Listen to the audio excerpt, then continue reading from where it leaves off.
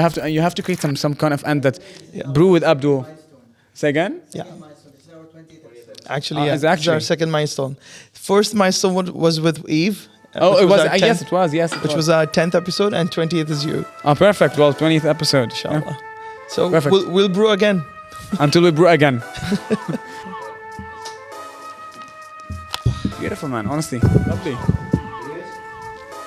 3, 2, 1, and... Came through dripping Aquafina, I'm sipping 15, kept a weapon on me. Welcome, Hussein. Welcome to Brew with Abdu. I hope you're having a great day today. No, thank you so much. Appreciate you having me. Honestly, it's a great pleasure. Great place. Thank you. Thank you. Are you comfortable? Yes, very much. I'm gonna take like 2 hours from you. It's okay. Take your time. I'm ready to brew.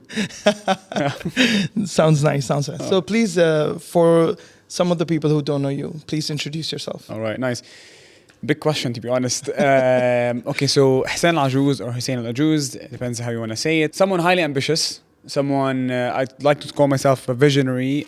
My coach says I'm too ambitious, actually. Okay. I work in the advertising field and in the F&B field, and I do have my own podcast. That's basically what I do on a daily basis. Unfortunately, the podcast is on hold right now. Mm-hmm. But if you were to ask me who I am, I'd say, again, an ambitious person that's very futuristic. I'm kind of obsessed with being always productive and doing something better every day, to learn something different every day. I'd like to also say that someone is definitely going through a lot of change, honestly. Mm-hmm. That's how I describe myself. Do you sometimes feel tired of having all this constant change in you every time? Absolutely. I think one of my biggest strengths and one of my biggest weaknesses is one thing, actually. It's how adaptable I am to the people in front of me. My friends would always call me the chameleon of the group. And what that means is that whenever I'm meeting people, it's very natural for me to kind of like take the shape of who they want me to be, you know? Okay. And that is very problematic, because when I am trying to be the person that's going to fit for you, the problem is that I end up forgetting who I am as a person. So I actually end up getting to a point where I'd ask myself the question like fair enough, you change yourself for this group and this person and that person, but who are you before you sleep? You know? Okay. And the biggest question is that I always ask myself this question. I love this question. I ask on my podcast. It's like, who are you when no one's looking? You know, and that is the question that always hits me. So all that change that happens in my life so often, and all that pressure, kind of like really forced me to lose myself at some point. And that was the breaking point where I looked at myself in the mirror. I was like, you know what? Enough is enough. Who is Hussein? Who is Hussein? What's at the core of Hussein? Right. And hold on to that, and let that be what directs you in life. And that's who I am today. Okay. So, have you ever answered this question before you went to sleep? Yeah. Who am I when no one's looking? I'm definitely someone that I accepted myself that I'm someone that turns every conversation into a podcast. Do you feel that the answer changes time to time? Who I am Yes. before I sleep? I don't think it should change as often as it changed with me. Because at some points it would change almost on a daily basis with me. Almost on a conversational basis with me. Okay. So it depends on who I'm with. If I'm sitting with someone that thinks in a specific way, I would automatically, I shift completely. Okay. I shift honestly completely. And I become that person that's in front of me. And then I realized that there isn't much value in that. So now I would like to say that before I sleep, I know that there's one answer. Okay. Fair enough if you want to change it like 10% up and down. But like at the core, there needs to be this self-aware person. No, you have to, if you're self-aware, I would say that I am a highly self-aware person that turns every conversation to a podcast. Became a joke with my friends right now, but I'm happy about it. Right. I'm someone that I love empowering myself. I love empowering others. I feed energy by empowering others. And I feed energy by being the extroverted person I am. Mm-hmm. So I used to see that as a weakness at some point. I used to kind of like dim my own light, basically. Right. You know? But so no. What brought you to this change that, all right, this is the final answer I'm going to have forever for myself? I had to look really within, honestly. I think I realized that a friend to all is a friend to none. Okay, so when you are trying to be friends with everyone, you actually end up sleeping alone because no one actually cares much about you, because you are really being friends with everyone. So I kind of like had to take an inward kind of like way of looking at myself, to ask myself, who am I actually? And what is it that I want in life? And the trigger for this, I know this might not be related as much, but this is what's in my mind right now. I'm the youngest person in my family, right? Okay. My siblings are way older than me. My brother's 12 years older. My sister's 15 years older. So I was born in a family where I was really striving to prove myself to my family. Right. Honestly. Right. And I kept doing that throughout school. I had to get the best grades. I went to university and I had to get the best grades at university. Couldn't disappoint my parents. I did a TED talk for my parents and from my brother specifically. I would do really impressive things. I would take I remember I would take a story of how I read this book in 4 hours because I knew it's my brother's favorite book. Okay. Because I wanted to show them, hey, look at me. I'm doing something different. Right. And that didn't die away. I went to Dubai and I still worked to show them that I could do something. And it carried on until I came to Kuwait. Up until I got really tired. And I asked myself the question that, why do I keep working for my family? Why do I keep impressing my family? Why is it that I can't actually remember to impress myself? Why can't I do things because I want to do it? Mm-hmm. And that was a big trigger for me to tell myself that, hey, Husain, time to really be self-aware. Mm-hmm. Time to kind of like actually look within and understand who you are as a person. Figure that out, which is a life journey. I'm not there, obviously. So it's a forever goal. Right. And then hold on to that really, really well. And keep just developing it. Who is that one person you could always go to and be the most comfortable, be the yourself kind of version? Yeah, good question. Okay, so over time, that's what changed. I'll answer it in a big way. So over time, that changed. That circle used to be extremely big, but extremely small at the same time. I used to have a lot of people around me, but not many people that actually cared about me. Right. I had to have people. I knew a lot of people. I was just a very social person because it fed my energy. It's like I'm a highly extroverted person, but a bit too extroverted. Over time, I started seeing the value of the people around me. And then I started the circle started really getting smaller and smaller, really smaller. Today, I'd like to say that I have only a few friends that I actually really care about, that I actually call at night. If I have a problem, I'd call them at 3 a.m. and I'm fine with that. And they are fine with that. So I'd say it's a couple of friends that made me realize who I am as a person. And they supported that side of me. A lot of people might look at you like, Abdu, you're a person that has a podcast, right? And you might talk about topics that people wouldn't agree with. True. It wouldn't be nice if your close friends made you feel guilty about what you're doing or if you're wasting your time and whatnot. Right. So I surrounded myself with the people that didn't make me feel that way. Okay. And I used the criticisms to kind of like push me to embrace those people a bit more, right? Mm-hmm. That's from a friend's perspective. But from a family perspective, that's where I really saw that I had to kind of like destroy all preset prejudice or like preset opinions about how my family would feel. So I started showing this personality to my family and I was testing it and I saw so much support. My dad is, people that watch my podcast know that my dad is probably my biggest supporters. And my brother as well, who I thought wouldn't appreciate what I was doing, then showed tremendous levels of support. And even my mom. And mind you, like both of my parents are school dropouts. So they both started appreciating that, hey, Husain is actually now this self-empowering, aware person. They were very proud. Right. And so now that's my circle. So these are the people that actually support me so much. My very close friends, which are 3-4 people. Mm-hmm. Again, a friend to all is a friend to none. So choose your friends very well. True. And my dad and my brother and my mom. Do you think that the moment you started doing things for yourself and the things that would not include other people in your life, is that the moment that other people started taking you seriously and starting valuing your own choices? Yeah. I mean, because I was sticking to one personality. So even if I'm with friends, I wouldn't change myself. And I wouldn't actually shift my personality to anyone else in front of me. I am who I am. Mm-hmm. And then it's beautiful, by the way, because people that fit, okay. Do you know Simon Sinek? Like he spoke about this, the why kind of like, so it's like people buy what you do not because of what you do, it's because why you do it, right? Right. So people will walk with you not because I work in marketing. It's because of my beliefs, right? True. They believe that they see value in me and it's reciprocal. And so once they saw that so Abdu, it's this person, he is this X, Y, and Z person, we know his traits, it fits with me and it's fixed traits and he actually cares about me, I'll care about him too. So it's reciprocal, right? So once I chose or I showed my friends that I am being my authentic self around them, my relationships really got stronger, whether it's with my friends or my family. That's amazing. Previously, you told me that you're having some training sessions with a leadership coach. Yeah. Can you tell me that journey? How do you feel now? Man, a beautiful journey, honestly. And this is the world of coincidences. So, long story short, I'll say a long story. Last year, I was doing an MBA. Okay. So I was sitting in my room. I was like, guys, I was telling my parents. I was like, I'm lacking a lot of knowledge. right? And I think the first step of solving any problem is realizing there's a problem, okay? So I was like, okay, I realized there's a problem, so I'm 50% in. And the problem was I'm lacking knowledge. I signed up to Imperial College London, which is by far one of the best in the world. So I was like, yes, okay, let's apply to that. I'm going to get all the knowledge. Why not? And it was a time investment and a financial investment, tremendous. I was traveling to London once a month, every month. And I would go, it would drain me. 5 months later, I really wasn't satisfied. And I started thinking about dropping out, okay? But I needed validation. I needed people to tell me that what I'm thinking of is right, because I don't want to regret it.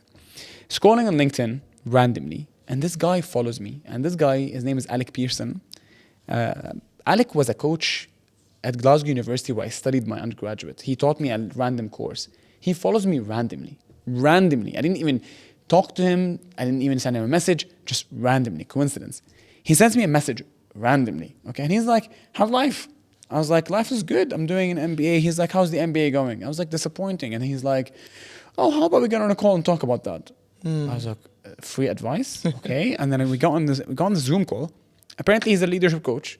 And he started giving me free leadership sessions about how I need to make better decisions about my MBA. And he was really coaching me. I was like, this is beautiful. He's like, listen, if you're interested, how about you take sessions with me where we can work together for you to figure out your life? Right. I was like, okay, why not? And from there, basically, I started working with him and I made a decision to drop from the MBA, dropped it, right? And then from there, I was like, my life completely changed because Husain, that I was obsessed with his podcast, meeting people. And at some point I was prioritizing my podcast. I actually forgot that I have my bread and butter, which is that work, which is advertising, which is my family business. That's the money-making machine. Right. And I prioritized what my passion was leading me to. And I think that's very immature. So I made the mature decision that up until I feel that I have an absolutely perfect infrastructure and the agency, in the restaurant, whatever business, actual family business, only then will I spare the extra time for my side hustles. Right? But for now, my attention goes to the actual family business. This reminds me that one of our guests, Mr. Ahmed Nadoum, he told us that as a manager, you should always try to automate all your tasks in your company. Yeah. And even if you're like a business owner. Yeah. And until you don't do that, do not replicate the same business or go to another diversified business as well. So I think it's really important. Yeah, but that's the problem though. See, that applies. It's 100% true. But for me, it's blurry, man. It's blurry ground because it's challenging for me because a lot of the things I do at some point I start forgetting that am I doing this for me or am I doing it to show my parents that I can do something besides the family business? True. See what I mean?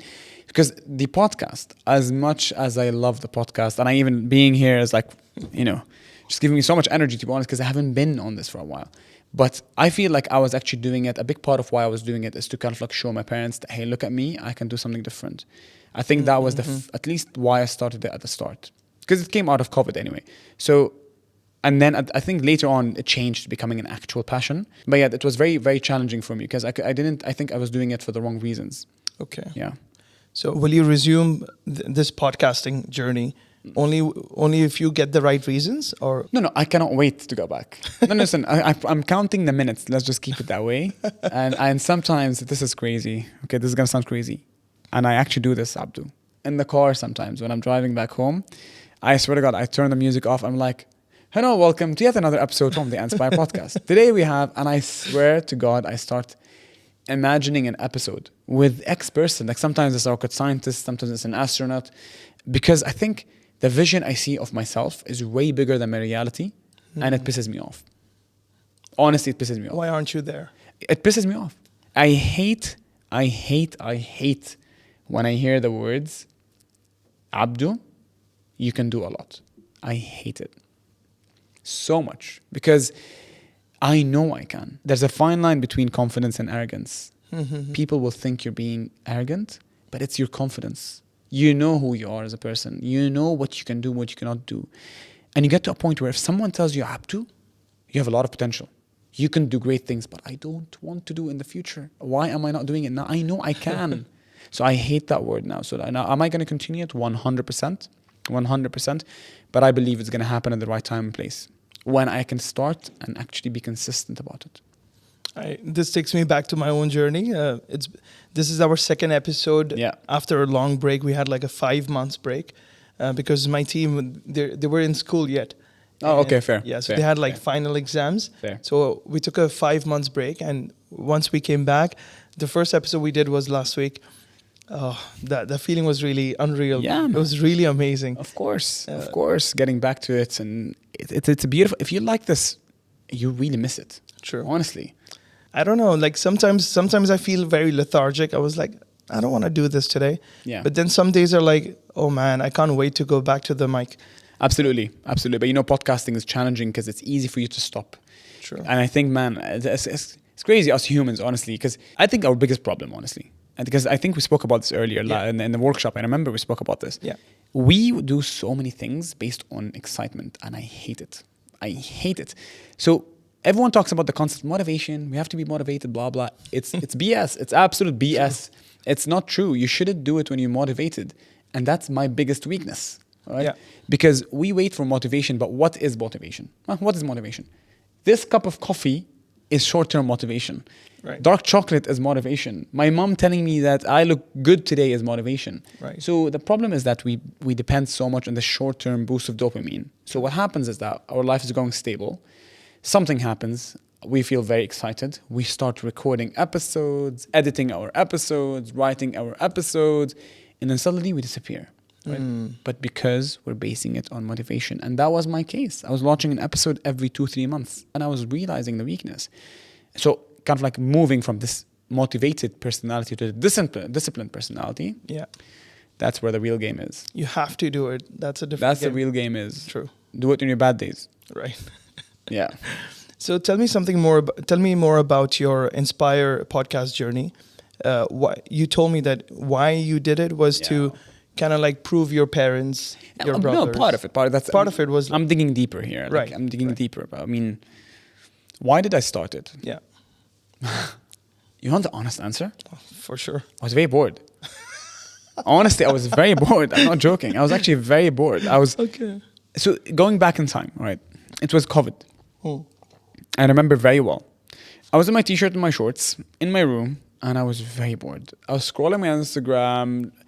I was trying to learn. Everyone was learning some Google AdWords things on LinkedIn. Everyone was showing off their degrees and their certificates because they were productive. And I was like, what am I doing? And then I scroll on Instagram, and then my friend, his name is Khalid Zenki. He ended becoming one of my guests. Did you have him here as well, Khalid Zenki? So Khalid Zenki is a good friend. Amazing guy. So Khalid Zenki posted his episode, right? And so I was like, what is this? A podcast? What is this weird concept? I go on, I was like, interesting. So I do some research, podcast, how do you host a podcast? Buzzsprout, blah, blah, blah. Mm-hmm. I sent him a message. I was like, how do you do this? He's like, yeah, you just go on Buzzsprout, buy a mic, and that's it. I was like, are you serious? He's like, yeah. I literally stand up, put my shoes on, and I went down to X-Site. I was like, what's the cheapest mic you have? And they were like, it's this red mic that turns on and off. It goes red. When you click it from the top, I was like, give it to me.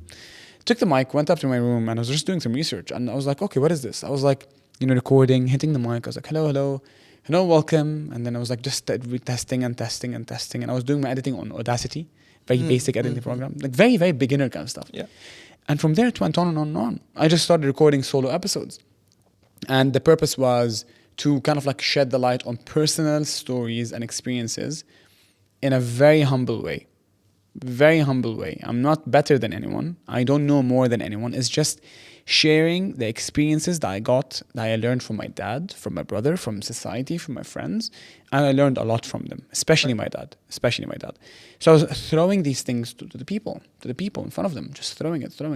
And the journey went on and on and on. From audio to audio, video, and then high-level audio, video. And I started traveling to Dubai for episodes. I recruited an editor. So it really kind of grew. And people started liking it. Yeah. So, then here we are. Soon, inshallah, definitely. Inshallah, man. Thank you. Who do you think was your favorite guest? Oh, good question. See, the thing is, I had many from different fields. I remember some of them. I remember I had someone in comedy. Okay. I remember I had Elena Sabbagh. Elena is the youngest comedian in the Middle East on TikTok. Okay. She's the number one comedian on TikTok. It was hilarious, to be honest. But then You know what I like most about it? Because my podcast is called Enspire. So it's all about empowerment and inspiration mixed up. So when you sit with the #1 comedian on TikTok, who is 23 or 24, and you start to really destroy the barriers, destroy them. And so you start to see who they truly are. And then you see these beautiful personalities behind the faces that people see on social media, right? Because she's someone that laughs a lot. But then when you look deep, she's someone that has a lot of emotions. She's a human. People tend to forget that, you know. Interesting person was also Muhammad Jafar. Muhammad Jafar is the ex-CEO of Talabat. Okay. Muhammad Jafar is the person that actually bought Talabat for $3 million and he sold it for $150 million. Ooh. So this guy, dramatic change. So he's the person that made it bigger. So I had him there, and I'll tell you what I learned from that person. Forget about business. Forget about leadership. Forget about the dollars. Forget about the merger and acquisition. Forget about all of that. I kid you not. I have never in my life seen a more humble human being ever. Are you serious? Muhammad Jafar went in the studio. He was about to set up the cameras with us, man. He wouldn't sit before you sit. Like crazy humble man. Crazy humble man. Like he doesn't make you feel like he is the freaking owner. He's the guy that sold Talabat for $150 million. You meet him and you feel like you're just meeting just another person. So it's just very, very humble guy. You learn a lot of humbleness from him. I think these are like once in a generation guys. You don't get these a lot. But I forgot to mention the best episode, guys. I have to see a very biased answer. It's my dad. I actually launched my video audio podcast with my dad. You know how I told you I was doing a lot of audio podcasts? Mm-hmm. So I was doing a lot of audio episodes. And I was telling people all the things I learned from my dad. And I genuinely learned a lot from my dad. I'm a clone of him. Like literally, we're very like copy-paste, right? So I went to my dad. I was like, Dad, listen, I want to upgrade and I want to uplift my content. And I want to show people my video skills. He's like, fair enough. I was like, but I want you to be the face. I was like, I talk about you a lot on my audio ones, but I want to start with you. He's like, are you serious? I was like, yes. And it's probably, I think it actually is my favorite episode. It was my first as well. I was very nervous. Yeah. I remember I showed my dad the questions. He's like, this is silly. We can finish this in 10 minutes. An hour later, bro, we're like talking. And it was heart to heart, son to dad.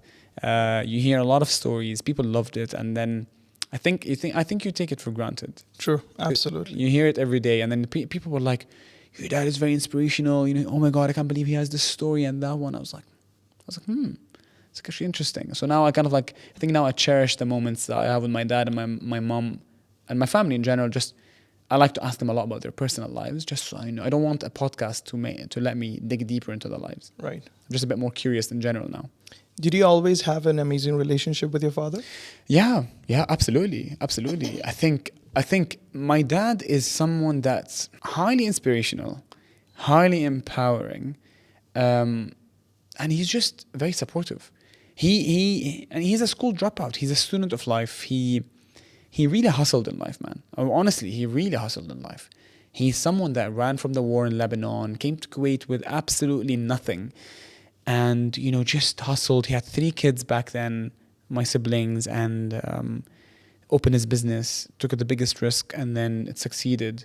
I was born, and ever since day one, he just really wanted what's best for us. And every conversation with my dad is an actual life lesson. Honestly, man, honestly. You sit and he just tells you these stories, and if he sees that you're kind of like falling, he tries to pick you up.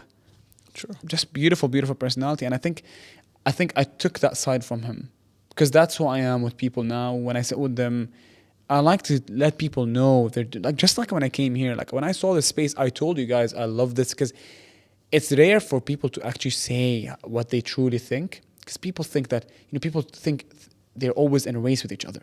Yeah. Oh, Abdu, I'm better than Abdu. Abdu is not better than me. It's like as if I'm competing with you and your editors and your team. I'm not. True. If I can come here and suggest a few ideas to you, try to support you in one thing, why not? Yeah, absolutely. I think it's reciprocal. Absolutely. Yeah. I think of my father the same way. Like he's beautiful. He's taught me everything. Beautiful. The tough love is really necessary, and I've had that. And I thank my father for giving me the tough love. Yeah. Otherwise, I wouldn't be in this space. Of course, man. Of course. Of course. So let's talk about the company your dad built. Yeah, go ahead. What is it called, and what's the industry it's in?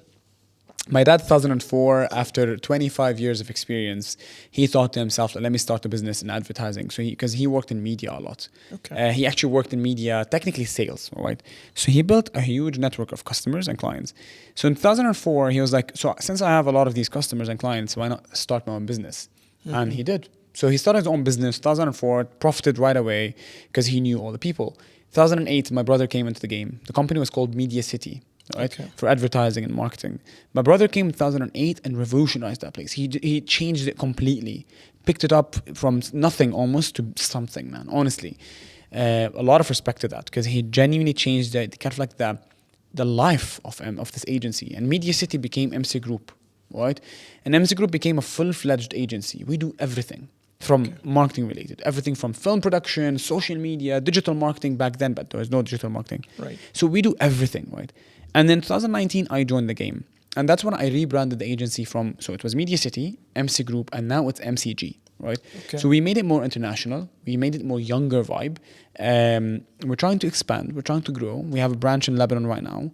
And I'm working with my brother side to side to kind of like actually try to expand this business. And we're launching a new arm now, actually, under the business in animation and video production and whatnot. So we're trying to expand it. But in a nutshell, we're a full-fledged advertising agency that we do everything marketing related from point A to point Z. Okay. And you said that right now it's you who's managing the whole company right now? I wouldn't, honestly, the thing is, a lot of people ask me that. A lot of people ask me that because it's naturally, when I say yes, it naturally sounds like a typical Steve Jobs kind of thing where I'm leading the whole game. That's not how the advertising agency is built. Okay. It's actually a team of us, honestly. So we have the directors with us. I am there. My team is a beautiful team that support. But when it comes to the big decisions, because it's a family business, I have to make them now. So the biggest challenge, man, honestly, was a guy that's 28, 26, 25, 24 even. I had to really step up my game. Because I had to come here and be like, oh, now I can actually talk to a 45-year-old guy and tell him what to do. And that's very challenging, man. True. And the biggest weakness wasn't in the situation, wasn't in the agency. It was in me. It was in my belief in myself. I just didn't believe I can do it. Right. Honestly, I didn't believe it. Up until I was like, you know what, Hussein, it's actually in you. So now I would say, am I managing the place? I am. But I wouldn't say I'm doing it solo because definitely my team supports a lot. Without the hierarchy that's built in the way that it is, I think it would be very, very challenging. And I don't think it would be normal for me to be running the whole game. I think every company has a hierarchy and it has to run itself. Even in the workshops, we said this, that we are very alike, you know, in our history and in what we do right now. And I've had the same journey. Like back in 2012, I joined my dad's company. We have an air conditioning contracting company. Yeah. So even the same things, they had like the historic rules, you know, only traditional business, not going online, stuff like that. Yeah. And I came and I saw a lot of problems. I saw a lot of gaps that we could fill the same way. And my dad was always supportive. Nice. Like if I tell that this is what we need to do in order to upgrade the company. Nice. My God, he's like, okay, just do it. That's the best mentality because you're the next generation. Yeah, he would never stop me. He would ask me questions because he has to be careful. Of course, because I'm a young blood. I can waste money and stuff like that. But he would always be supportive of my decisions. Absolutely. So very alike journey. Yeah. No, I love it, man. I love it. And God bless your dad, honestly, because I think that's the right way to do it. Absolutely. Give you the empowerment to actually make your own moves. Okay, and tell me, how does your company stay apart from other competition in the industry? Interesting. So advertising is probably one of the most saturated, and I tell my clients, by the way, whenever I sit with my clients, I'm like, guys, you have to know the reality. We are not different. Okay? Every agency sells this exact same services, and if someone says otherwise, they're lying. Because you're all going there, you're selling the marketing ideas, you're selling the social media, digital marketing, film production, blah, blah, blah. Right. What matters and what differs is speed of delivery, quality of delivery, and team ambition. And the biggest one is the fourth one. Are you going to go the extra mile or not? As simple as that. Right. I always tell my team, when you sit with your client, suggest new ideas. Go the extra mile even if they don't take it. Yeah. Even if they don't take it. I sit with my clients at some points, and I swear to God, and this is true story. I told my team once, I was like, I don't care if you know for a fact that the client will not do the idea. 99% of the time, the client does not actually execute the idea. But when you make the client feel that I am your consultant, even if you're not going to pay for that idea, I am there when everyone else is not. Absolutely. As simple as that. As simple as that. So, I mean, let me actually think deeper about that. Will anything make us different? Definitely the team, and definitely the culture as well, by the way. I didn't mention that. Agencies usually have an extremely high turnover.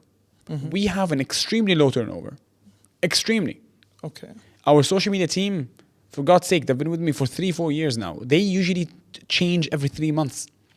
And I think the reason is because of this. I'm not going to put it on me, because that would be very selfish of me, right? But I'm going to give myself a little bit of credit, and this is something I do with my team, and I'm sure they appreciate it.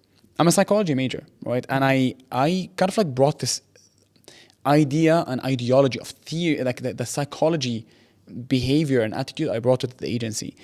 And I learned this from Simon Sinek as well. So when someone is slacking, I never go to that person and point fingers at them, how dare you slack? I actually bring them into my office and I always ask them the question, you are a great employee, you were recruited for a reason, I know your level, I know your skill, are you okay? As simple as that.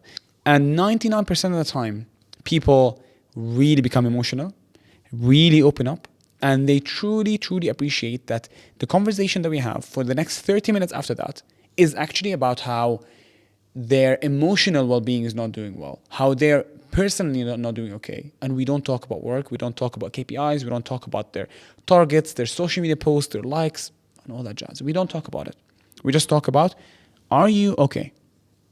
And I believe once you dig deeper into that, everything else can be solved. Everything else. And the magic trick is, do it when they don't tell you. So I remember the story. My team member was sitting in the meeting room, okay? And I was walking by the meeting room, and I kid you not, I was just walking, right, man? And I glimpsed, I saw her for like a split second, and I knew instantly that something was off. Instantly, something was off. I made sure that there was no one else in the room. I knocked the door, and I went in, and I asked her, I was like, I'm just going to ask you a very simple question. She was like, what's up? I was like, I have a feeling that you're not okay. What's up? She cracks up crying. Bro, like she's never cried before. And I had to tell her to please, I was like, please turn around. I don't want people to see you crying. Please stop. What's wrong? And then she started telling me about work, how pressured she is, and so on. But from there, she is still with us. It's been 2-3 years with her now. We made a lot of different decisions to make sure that she's not overpressured now. And this was a spillover effect on everyone else in the agency. So now we have this beautiful culture that people feel heard. Yeah. And people feel appreciated. And that, I think, is what actually can make you different when it comes to a people's-based business, like the advertising field. You're not a product. Your product is your smiles, right? And it's how well you choose your words. Even in marital relationships, yeah, like spouses always complain that it has no value if I tell you to do and then you do it. Yeah. And if I don't tell you and you do it, that's the surprise. That's the real value. 100%. Recently, I had a conversation with a really close friend of mine who owns a confectionery shop here in Kuwait. And he has a really long history. 3-4 stores he opened and didn't work out, didn't have profits, and really struggling a lot. And I asked him a question, like, how did you come out of the journey? Because there was a point of time where he almost gave up. He was like, I need to shut this down. And he told me that the team was really important. Of course. And like you said, the clients, like, make them feel that you are there for them, even if they don't give you the business. True that. So in confectionaries, it's always like, I want to try this. Yeah. I want to try this. Yeah. So the team would always be stingy in giving the trials of the sweets and everything. Yeah. He told them, be open-minded, have a big heart. Nice. Give more, give a whole piece. It doesn't matter. Let them feel, let them taste. And if you do this, they will give you business no matter what. If they don't come now, they'll come later as well. 100%. That really struck me that we don't do this a lot in our own businesses. Yeah. We don't make the customers feel that we're there genuinely for them. That's true. And in those cases, he told me that the team were always fighting with each other. Yeah. So he opened up that culture that you are brothers. Yeah, you're here for a reason. Absolutely. And the reason is to provide happiness from the sweets that we deliver. So I think that really changed the culture of their companies. No, 100%. I tell my team this sentence always. Whenever we go for a pitch, okay, before we pitch, I always tell them the same sentence. I'm like, guys, we're not going to win the pitch. And they're like, what are we going to do? I was like, we're going to make an impact. We're going to leave an impact. We're going to make them wish they can work with us. If they don't, I really don't care. Right. I want them to go home at night when they sit with their husbands, their wives, their sisters, their brothers, their parents, or their duanias, their friends, whoever. I want them to say, I had a beautiful agency pitch to us today, but man, we weren't lucky enough to have them. But next time we have an opening, 100% we're working with them. I don't care if I win today, honestly. Sure. That was amazing. I'll work to impact, may leave an impact. That's what matters to me. Where do you think this business to go in the next 5 to 10 years? It's a very tricky question when it comes to being in Kuwait, man, honestly, because I'm not sure where Kuwait is going in terms of, because the problem is this. Go back to the core. What is advertising? It's people thinking together, brainstorming, how can I sell a product, a service, and so on. But what's the core of that? People, not the idea. So people come up with ideas, right? And it's the people that are a problem. Because the problem is that in Kuwait, most talent is leaving. So honestly, because I'm always recruiting people, talent is leaving this country. I'm not sure what's happening. I don't know why. Is it the entertainment? Is it is it the weather? I'm not sure, but something about it that people are all leaving to the other countries in the GCC or Canada, wherever, Europe and whatnot, and you're left with no much talent. And so because of that, I'm not actually sure if I'm going to be here in 5-10 years. Honestly, I'm not sure. So will I be in Kuwait? That's I'm not sure. But the business, 100% of the business stays as it is right now, it will 100% fall down, right? Because we are seeing changes every single day, right? 10 years ago, our business was 80% making money. I was 80% newspaper ads. We were making a lot of newspaper ads, a lot. And we'd actually make, the 80% of the money was coming from newspapers. Okay. Now, I think the last time I checked, the report was at 4%, 8%, 6%? 6%? Nothing, negligible. Sure. Negligible. Now, social media is the big thing. But now what's happening, we're seeing another revolution in content. Now it's video, short form video. Right. Podcasts, the little TikToks, the little trends, the little reels and whatnot. So I think in 5-10 years, definitely we're going to be creating content in a complete different format. And I think the future is definitely short form, highly creative, highly animated content. Honestly. Recently, we were doing a research for a video, and it was on Kuwait's National Development Plan. They have this Kuwait's Vision 2035. Nice. And we were studying a lot of the things that they were planning to do in terms of human capital, financial capital, and all the other things. Yeah. Tourism, transportation, construction, all these things. So I think they have a really broad and a really big vision for 2035, Lovely. Which is 11 years. So I think we should be staying back in Kuwait for... When I'm 40. Lovely. Yeah. Looking forward to when I'm 40. You know, Gary Vaynerchuk says, like, he asks a person, how old are you? He's like 40. He's like, you're a baby. Yeah, you're a baby 100%, I guess. But I mean, at the same time, what am I going to do in the next 10 years, 11 years? You know, I actually want... I mean, again, as I said at the start, I am someone that's too ambitious sometimes. So I cannot walk slow. Yeah. I cannot walk slow. I feel... like already I've stopped the podcast, and trust me, that's affecting me a lot. I'm like almost dreaming about it now, but like it's just that I can't wait 11 years to make change. I think. Do you think you can ride the wave of the growth of Saudi Arabia? Who, us in Kuwait? You personally? Me.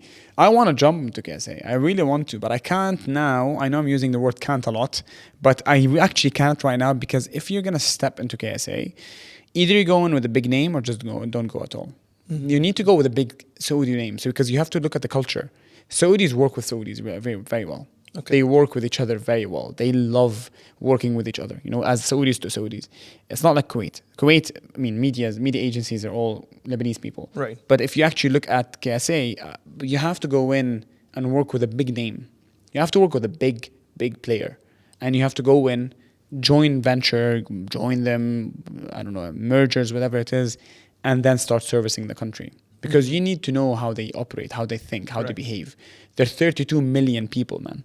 There's 32 million. We're 3.5, 4 million in Kuwait. Yeah. They're 50%, kind of like, not everyone is as privileged and as comfortable and as well paid as Kuwait. Let's keep it that way, right? Disposable income in Kuwait is very high. So advertising here is very different. An 18-year-old in Kuwait can buy a Ferrari. Sure. Right? In Saudi Arabia, it's not the case. It's very different. So for you to go in there with the arrogance that, hey, I can do it all and so on, I think you'll crash. Right. So go in with people that know the market. True. Let me get back to your podcasting. Yeah. I have one more question.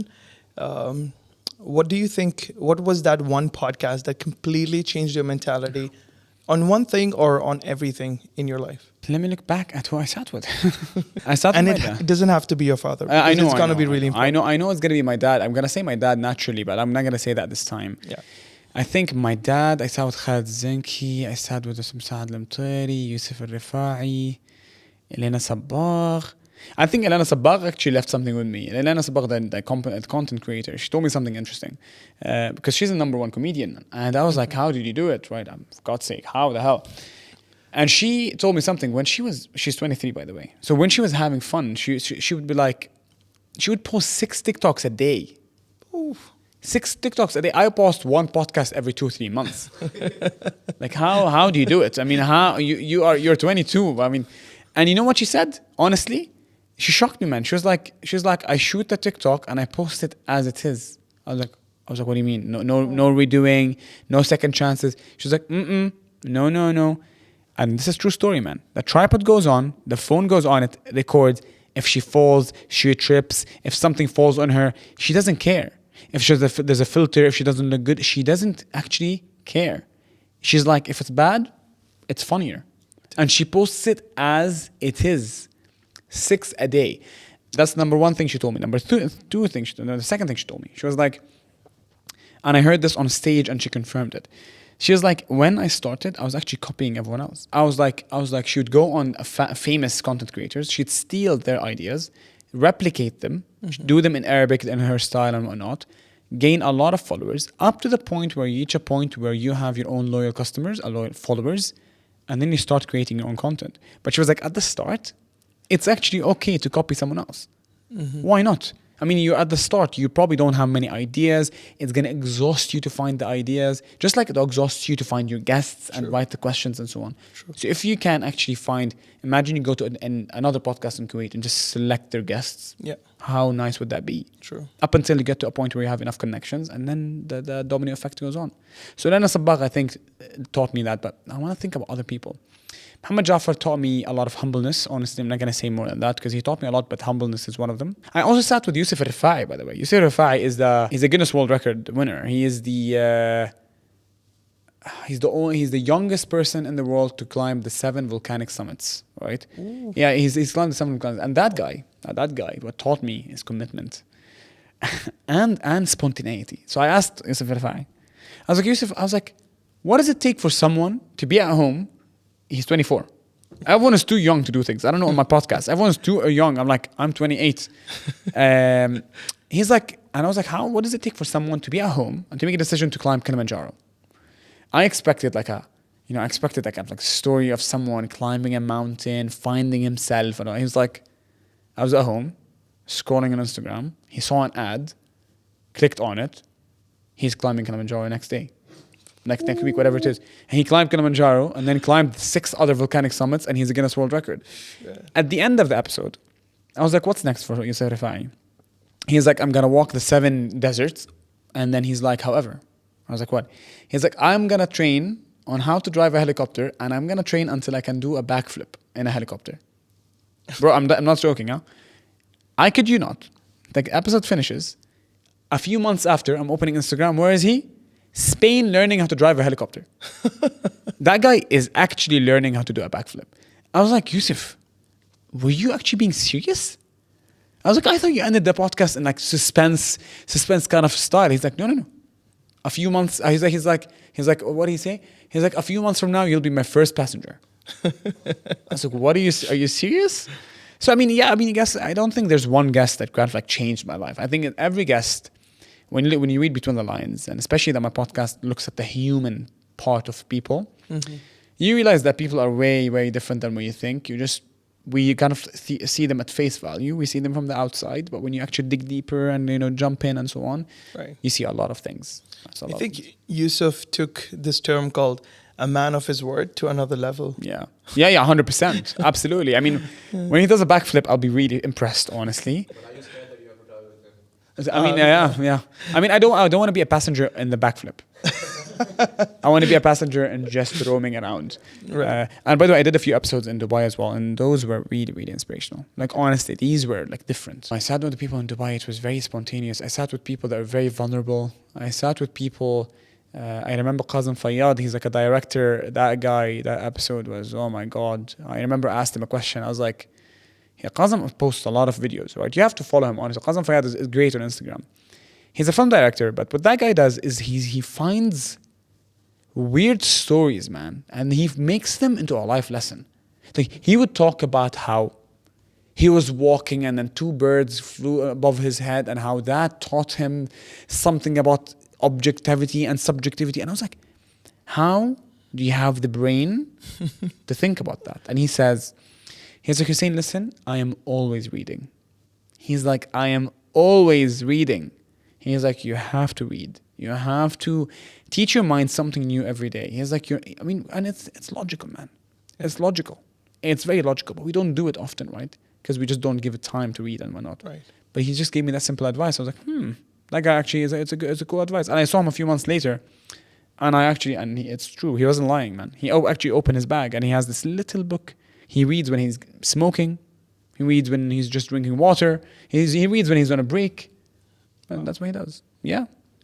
How was your experience with Badr Isa? You had a podcast with him as well. Bunabid is a highly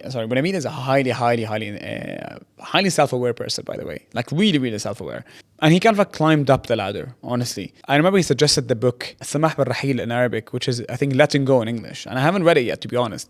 But he was suggesting it so much. And he did tell me about, I think when I looked at Bunabid, a Kuwaiti old guy in business, I just thought that he's kind of like a money-making machine, And then when you sit down with him, you're like, you're probably one of the most self-aware people I've ever met. He's all into breathing and then kind of like finding your own purpose. And he's very knowledgeable about the ego and whatnot. From a podcast perspective, it was challenging conversation. Okay. Yeah, but it was fun conversation. A very fun conversation. Super hospitable. And how about your own father? What was the one thing that you took from him that you had applied in your own podcasting? Be friend. I was gonna say something else. Yes, man, you brought it out of me. But I'm gonna change it now. So something that he taught me that I brought into my podcast. Mm-hmm. After your first session with him. So after my first session, after my sessions, in podcast, I just learned to appreciate that we have 2 ears and 1 mouth for a reason. Okay, honestly, and I think. That was deep. Yeah, and honestly, man, and as a talkative person, I just sometimes tend to forget that. Sometimes I would think that, talking and speaking is the same thing. Yeah. And my guest would be speaking, and I was like, I think I have to interrupt. It's like as if it's a rule of thumb to interrupt because we have our thoughts, and I just want to throw it in. I was like, no, take it easy. Calm down, listen to his point, follow up the question, and just actually actively listen. I wouldn't say I learned that from my dad's episode, but it's just I think I learned that over the podcast experience. That's amazing. To actually actively listen to the guest and actually care about what he's saying and not just let it pass. Right. Yeah. I think this has become my habit now that I keep listening to people. And a lot of the times, like we have like our couple friends where like husbands and wives, we get together. My wife always tells me, why don't you speak much? You just keep listening. I was like, okay, I think this is happening from my podcasting. Like this has become a habit. Okay, I'm just listening to them. When I need to add some things, I add, but most of the time I'm not the speaker. No, 100%. Podcast teaches you something very unique. Everyone has a story. Everyone has a story, regardless of every single human has a story. And I swear to God, we're always one question away from a wonderful answer. If you sit with any person, this is what I do with everyone. So if I'm sitting with someone who was the last person? I think I was sitting with a pharmacist. I can't remember. I was sitting with someone, and I was asking them details. Like, I was like, do you have to memorize every medicine's name? You know, some shallow questions, right? But I actually am curious. I genuinely am curious. Like, how can you not be curious? True. Like, how can you not? And so podcasting teaches you to meet a person. And I want to know, like, why on earth would you choose to become a doctor and study for 13 years, for example? My friend is doing it right now. Right. I was in Lebanon the other day, and I sat down beside him. I was like, why? I was like, he's still studying. It's been 12 years. I was like, why? He was like, I don't know. I just like it. He was like, I'm too deep in. I can't leave now. I was like, well, too late. But then again, I think just be curious, man. It teaches you how to be curious about everyone. And honestly, man, people want to speak. People, when you reach out to people and tell them that, hey, listen, I want you to shed your story on my podcast, everyone wants to speak. But we always assume that people will tell us no. Mm-hmm. But I think people are just a question away. Yeah. And I think people lack other people who are good listeners. Yeah. They always, and when I tell you a story and you start telling your own story, yeah, it undermines my story somehow. Yeah. That happens day to day in everyone's life, I think. So I think when you just give, you lend your ears, you just let them speak, and do not respond with your own story, I think that brings a lot of value in that person's life. I mean, if you can crack that code, bro, you're leveling up from to another level of humanity, honestly. Because people don't do that, do they? I think people have this problem, and including myself, including all of us. We talk and we respond. We listen to respond. For example, if I'm asking you a question right now, and this is something that I don't want to. I'm Arab. I'm going to talk about myself. Arabs do a lot. We think that it's a level of it's a competition all the time. It's like, my dad used to hit me when I was younger, and then the other person is like, my dad used to slap me when I was younger, and then it becomes a competition of who used to hit each other more. The problem is that we think that the conversation is a competition of who's doing better or worse. So if you tell someone, hey, I'm a busy person, I have so much, then you realize that the person didn't actually care about your answer. But when he starts telling you, he's like, oh, you have all of that? Oh, but I have 10 hours of essays to read tomorrow and 3 homeworks to finish. I didn't ask you. Yeah. I was actually telling you about my day and that I am pressured under my own standards. Right? That's the first thing they do. Second thing we do is that we listen to reply. And I think we listen to reply because maybe we feel the need to validate that we have our own thoughts and opinions, and that we actually want to show the other person that, hey, by the way, I have a good thought. Right. But that's not the point. And people notice. Yeah. People notice, man. Honestly. That person is only expecting you to say, oh my God, is that true? Yeah. Did that happen with you? Those kind of responses are only enough, but we start with our own stories. Yeah, because I think I don't know what it is, man, honestly. I mean, perhaps it's a lot of insecurities. We like to dim other people's lights in comparison to ours, because that makes us feel better about ourselves. Mm-hmm. I remember when I was studying in London recently, the MBA, I was meeting my friends, really good friends, and I was going there for probably 3 weekends. So we're talking 3 months I was going to London. And I never mentioned the podcast. I never mentioned what I do. I'd always be like, yeah, I work in advertising and that's it. And I never even mentioned that we own it, by the way. Mm-hmm. I work in advertising and that's where it ends. And then they figured out what I do and they were like, why did you never talk about this? I was like, I don't know. I didn't feel the need to. Honestly, it's not something that I want to show off. True. It's part of my life and it's not showing off at all. This is who I am. If you ask, I'll say. But I just think that some people do it out of the need to either... For example, me sitting with you right now and be like, you're asking me what do you do? I'm like, I own 2 businesses and I work 10 to 22 hours a day. That's not the point, right? That's not the point. True. Yeah. While you were having this conversation with me, I just remembered a question. I wanted to ask you, if you refuse to answer, it's completely all right. I'll try. Have you ever felt kind of like victimhood mentality, ever in your life? Have you had this like, oh, I'm a victim, I was born to lose, my life isn't great. Did you ever feel that way? Touching, man, 100%. When I was doing my leadership coaching, my leadership coach started with a personality test, right? And it's called Clifton Strengths, right? Okay. You have to try it, honestly.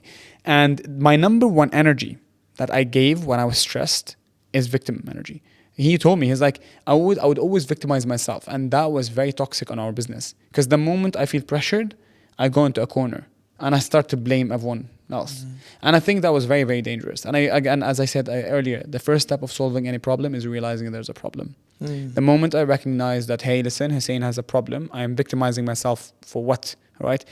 I kind of like had to step out of it and look at things from an eagle eye view, all right?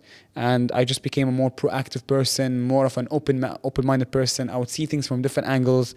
I no longer victimize. And the number one thing that I did that changed everything, communication. I started to communicate with my family members who work with me. I started communicating how good I feel or how bad I feel. And I would communicate how bad I feel about myself and how bad I feel about them. Right? And once I started doing that, they truly started to appreciate it. And I think I would have less tension and I would automatically victimize myself less because I felt supported. Right. You know? Right. I would only victimize myself when I don't feel the support. You know? Does it happen even now? Oh, no, it doesn't happen now. Now I really think a lot changed. A lot has changed. Okay. I see it at work. I am definitely more confident of my decisions. And at bad times, instead of wasting time on victimizing myself, I would use my time to find solutions. Right. Yeah, I don't know. I think so. Honestly, I think so. And thanks to my coach, honestly, I have to say that. Because because it was one thing for someone to tell me that I'm victimizing myself, but it was another thing when I see a personality test showing me in my face that I'm victimizing myself. And then we did the test again, and I was obviously going down on that. Because you know why? Because I think the coach would ask you really tricky questions. So I'll be like, yeah, I'm in the agency, I don't have support. I feel like, I'm all alone, I'm solo. And then he'd ask you the question, is like, what do you need to change in your life so that you can get the support? And then I was like, And I realized, you realize you get to a point where the answer is actually very silly. The answer is actually very silly. It's like the answer would be communicate with my managers, which is my family members. It's sort of that silly, right? Yeah. So my answer to victimizing myself would be to communicate. And I started doing that. Right.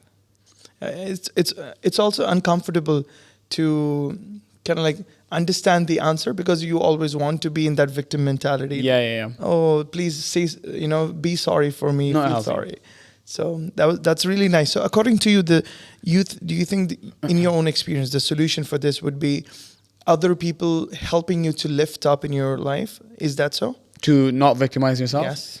No, I mean, no, I wouldn't depend on other people. I don't think it's healthy to depend on other people. I think it's you. First step is to be aware that you're victimizing yourself. The second thing is to realize where the triggers are. So what is it that causes me to realize that I have to feel victimized? For Husain, for example, I feel victimized when I have a lot on my plate. So at some point I had I remember this very well. I was hosting a show on TV, KTV2. I had public speeches to give at a company. I had my work to get to, the restaurant to kind of like be involved in, and I had my podcast to record. I was drained because I had to think of the questions. I had to think of my public speech to directors and managers, which I've never done before. I had to think about so much. And that's when my stress went up. And when my stress went up, Hussein started to be like a lobster. I started to hide myself under a shell and go into the corner and be like, you are all against me kind of situation. And like, I'm victimized and so on. And I realized very well that actually didn't do me any favor because I would explode. Right. Like actually explode. I would scream sometimes on the phone with my family because I am so pressured. And then it got to a point where once I was aware of that, and once I was aware of the triggers, I wouldn't say it became easy. It just became manageable to kind of like avoid the triggers. And now I avoid the triggers. So when I removed the podcast from my life right now, the reason I did it is, although I miss it so much, the reason I did it is partly because of this. Because although it felt great being at home, it feels some part of it feels good when you're at home, when your friends are out, but you're working on your stuff because you feel productive. True. And that's what we hear, from motivational videos, that you shouldn't sleep and you should hustle, persevere and all that jazz. It feels kind of good, but then it's doing probably more harm than good at some points because you're stretching yourself too thin, victimizing yourself, harming your relationship with your family, harming your relationship with your friends or your loved ones and so on. So yeah, be mature about it, be aware of it and take action. Sure, man. Absolutely true. Do you feel that you have a lot of expectations from the people you care about? I'll drum a little. Do I have expectations from the people I care about? No sense. Expectations like what? like you want them to do things for you, you know, this should be right, this should be right, you should treat me well, all the, you know, the basic expectations. No, definitely I expect them to treat me the way I treat them at some point. But do you feel bad if they don't, you know, meet your expectations? Yes and no. Yes, because I would really appreciate it if my friends and family actually reciprocated, but I kind of got to a point to realize that not everyone is the same. I am raised in my own way because of my dad and the way he is, and I think he's a very selfless person, and he would always give to people. I think I'm the same, and I expect a lot from people, but I don't get it always. I don't think it reciprocates at all times, but it's unfair because I do still expect it. But do I expect it still? Man, honestly, I wouldn't be lying if I said no, but I still expect it a little bit. Yeah. I still expect, because I'm thinking about my friends. I'm literally visualizing my friends right now in my head. I'm visualizing certain situations, certain scenarios. And I think the friends that I chose honestly reciprocate. Honestly, I think they reciprocate in everything I do. They reciprocate because when I'm going to mention certain examples, that's what's coming to my mind. When they don't feel well, I call them to check up on them. And when I don't feel well, they check up to call on me. They call me to check up on me. So it is becoming reciprocal. But for it to become reciprocal, I had to really choose them very well. Mm-hmm. But I do have high expectations. And when it doesn't happen, maybe it doesn't harm me as much as it used to before. That's the one thing that's different. Right. Yeah. So, like, for example, someone close to you didn't meet your expectations. Yeah. You have two solutions. You have two responses. Yeah. You can either let go. Yeah. Or you can hold a grudge. Mm-hmm. What do you do in that time? I talk it out. Okay. I talk it out. I think I would communicate with them. Definitely. Mm-hmm. Well, I would definitely be that, because I think I've become way more expressive over time. Mm-hmm. Definitely way more expressive. And I realized, man, honestly, like if you look at work, personal relationships, love, like actual intimate relationships, friendships, work, anything, I think the core thing that we miss so much is communication, man. It all goes back to communication. True. And I learned this the hard way from my family as well, and from disputes that I find in families. And I've seen this as a youngest person in the family. It's a double-edged sword, because you are raised in a family where you're seeing all the great things your brothers and sisters have done, but you're also seeing all the horrible things they've done. And you realize that everything they're doing is going back to one thing: communicate for the love of God.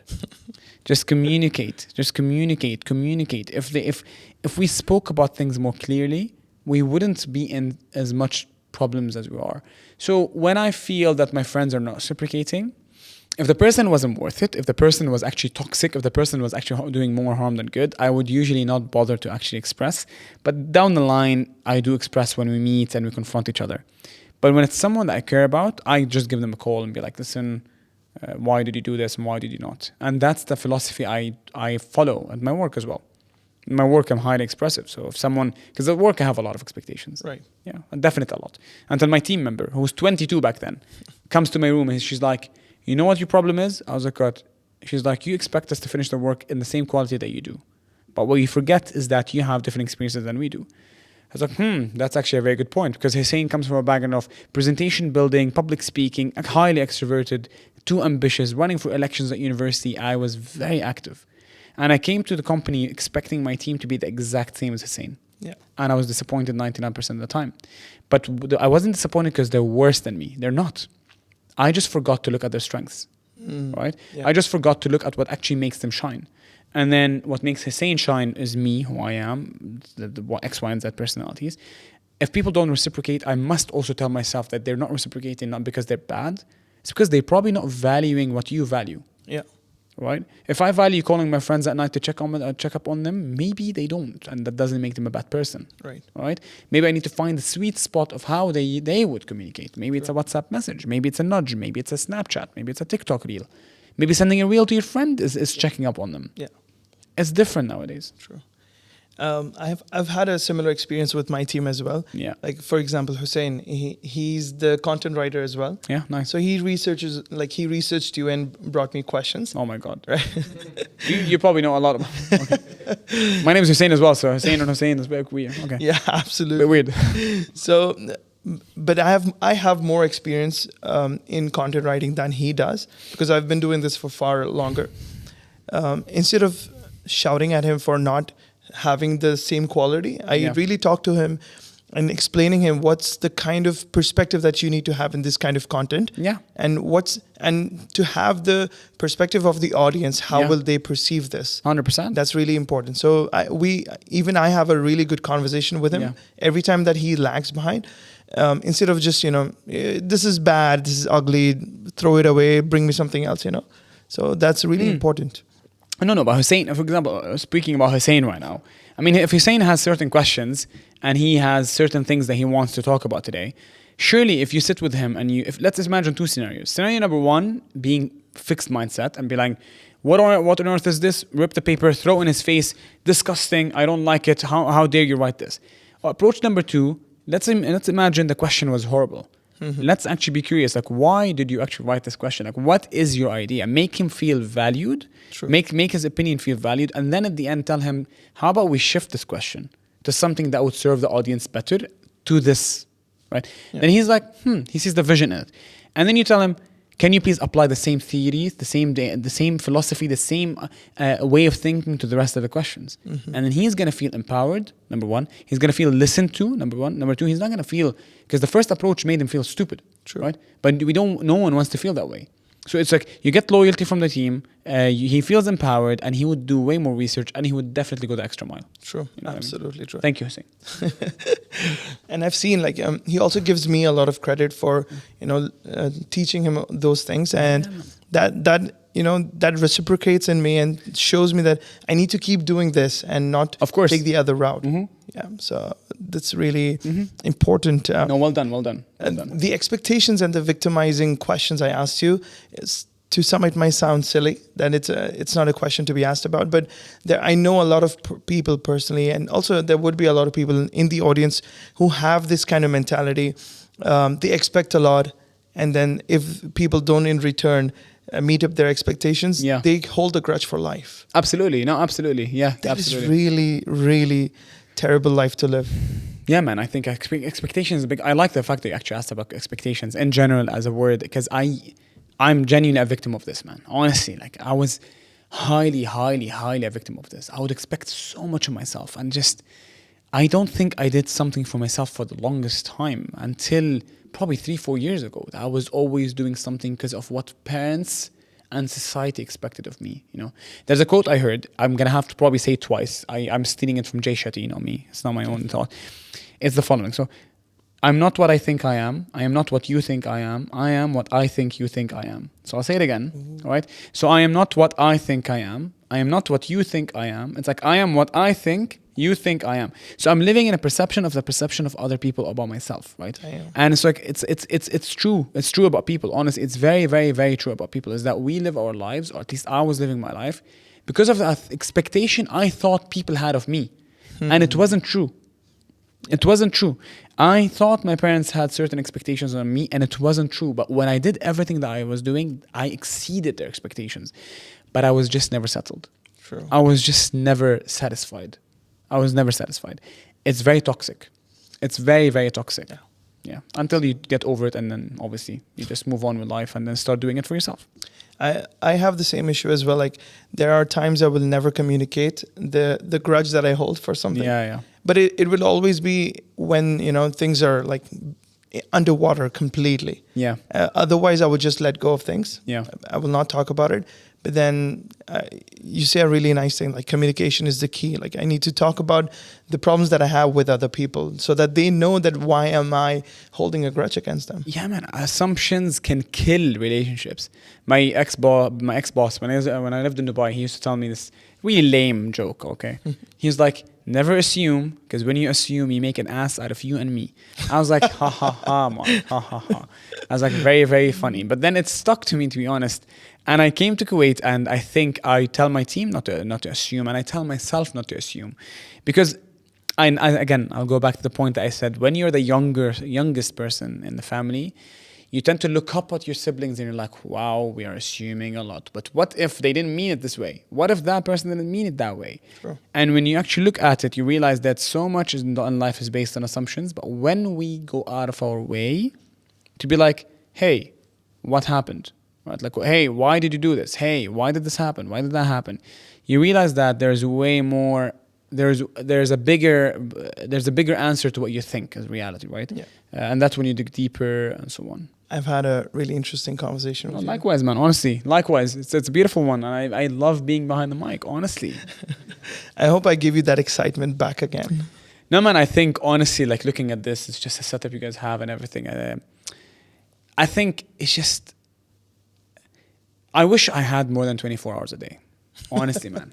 I swear to God, if you tell me what do I wish for, I wish I had more than that. And I don't know. I think we live in a world that it's always like you have to hustle, persevere, do everything. But I really think anyone watching this, and I know a lot of people watching this will be ambitious to do certain things, and it's just, but you don't know how to prioritize it. Do I start my fashion blog or vlog, or do I continue working in my consultancy firm? You know, do I start my podcast, or do I continue working in X, Y, and Z? And I don't think the answer has to be one or the other. I think it has to be that.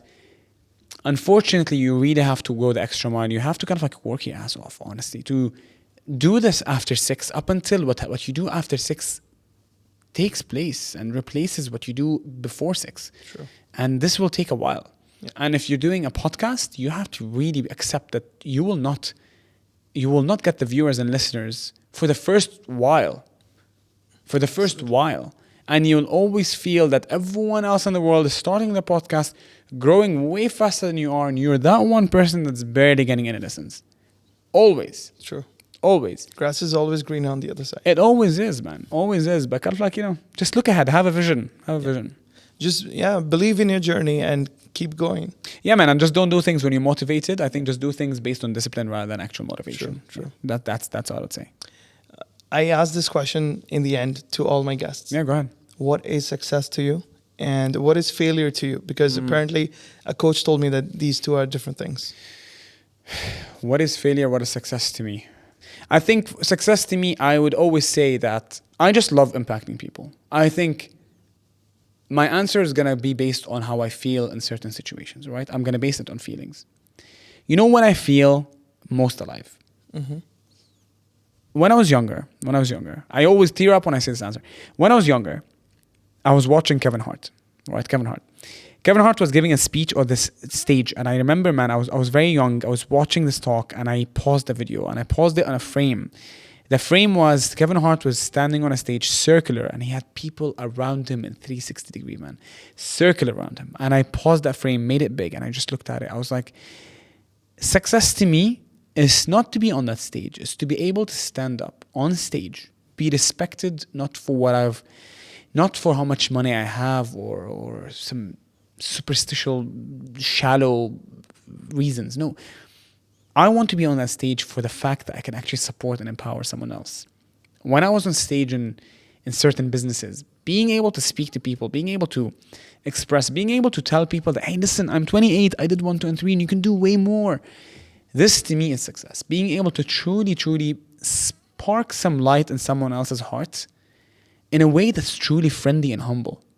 Not in a way that makes the other person feel that they're missing out. True. Right?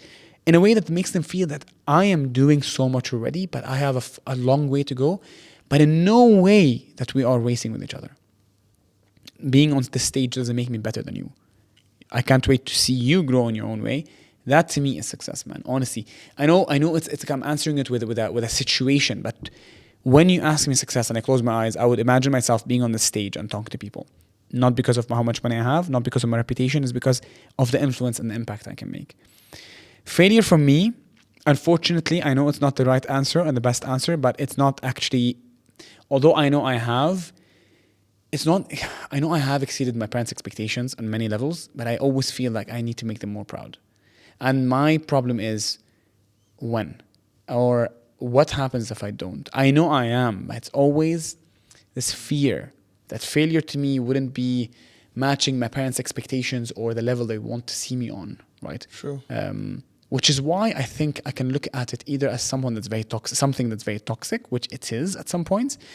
But honestly, man, I kind of like outgrew it, and I look at it now. The fact that I live to impress my parents is really feeding my energy to keep doing it, to keep going more. The fact that I am at work until 9 p.m., the fact that I work at night, the fact that I don't look at my watch when I'm at work, the fact that before I sleep, I open my laptop to do some research about some conference to go to or some new service to launch. It comes natural to me because of this fear of failure, of proving to my parents that, hey, listen, you are school dropouts, you worked your asses off on me, and you really invested time and effort and money on me. I'm going to prove to you that I will be a great candidate or son, or whatever it is, that I will pick up this family. I will be kind of like, great for the family, for my brothers and siblings and so on. It's a toxic answer, I know, but I kind of like shift my answer to me. It might be toxic to you, but like to me, I look at it as a motivation and as a push. I don't think it's toxic at all. As a push. Again, I would say we're very alike. Yeah. In that podcast, I answered similar lines, right? Like my failure for me would be if my dad would not be happy with the things I've done. 100%. And success would be the legacy I leave behind. Absolutely. The legacy you leave behind. In the similar lines that we're talking about. Yeah, 100%. I think on legacy is definitely a big one. But man, it's being on stage. I remember, I'll just, before you add, I'll just say this very, very short story. I remember I gave a talk once at a company, oil and gas company, and they warned me before I went there. They warned me that everyone that's sitting there is stiff, right? They warned me that everyone sitting there wouldn't laugh. It's like, they're going to give you straight faces, and because they're directors and they're CEOs. And I remember I was asked the question, they're like, why would why would you, as a 27, I was 27, why would a CEO listen to you? That's the question I got. And I looked at them with full arrogance, not confidence, arrogance this time. I was like, put me on that stage. And I will show your face what I can do. And they put me on that stage. And intentionally, I was like, you know what? Stiff crowd, huh? Stiff crowd. We'll see. I started my slides with a picture of a lobster. Okay. Honestly, man, very silly, very ridiculous. And I asked the crowd, why is a group, and this is the starting sentence that I said, why are a group of engineers watching a presentation and the first slide is a picture of a lobster? Can anyone answer? And no one was able to answer. And suddenly you see people that were supposed to be stiff and not laughing, they were cracking up laughter. They were answering questions. And they were kind of like, just moving around. And, they were very active. And being able to be on that stage and to see empowerment in someone else's eyes, to literally see it in their eyes, literally see it while on stage, that to me is like a boost of energy. A boost of energy, man. Honestly, I feed energy off it. And to me, that is what brings life to me sometimes, MashaAllah, man. And I would say that, alhamdulillah, you have impressed your parents and thank you, man. Thank you. Reached your expectations, and all the best that you keep doing the same things, man. No, thank you. And honestly, same to you, man. Same to you. Honestly, the thing is, what I don't like about podcasts sometimes and being on this side, I don't get to know much about you because I know your job here is to ask the questions and to follow up. And very good job, by the way. Thank you so much. But it's just, I think, I do believe that we must be very similar, very alike, because you do understand my story and it's evident in your questions and the way you ask the questions. Absolutely. So I do wish you all the best, honestly. Thank you. And thank you so much for what you said as well. Thank you, man. I absolutely enjoyed the podcast. No, likewise. Show. And really, I told him before the podcast, I really want this podcast to be very deep, very meaningful, yeah, it was, very thought process provoking, Yeah. And I really got that. So what did you guys think of it? The behind the scenes? Good. Hussein, are you impressed with Hussein? I appreciate it, man. No, thanks for that. Thanks for your efforts, honestly. Thanks for your efforts. I really appreciate it. Good job, man. Thank you so much. And inshallah, we can do episode 2 sometimes. No, hopefully. I think you have to end it with a let's brew again. Yes. You have to create some kind of end that brew with Abdu. Say again? Yeah. Actually, it's our second milestone. First milestone was with Eve. It was. Yes, it was. Yes, which was our 10th episode, and 20th is you. Oh, perfect. Well, 20th episode. Inshallah. Yeah. So we'll brew again. Until we brew again. Beautiful, man. Honestly, lovely.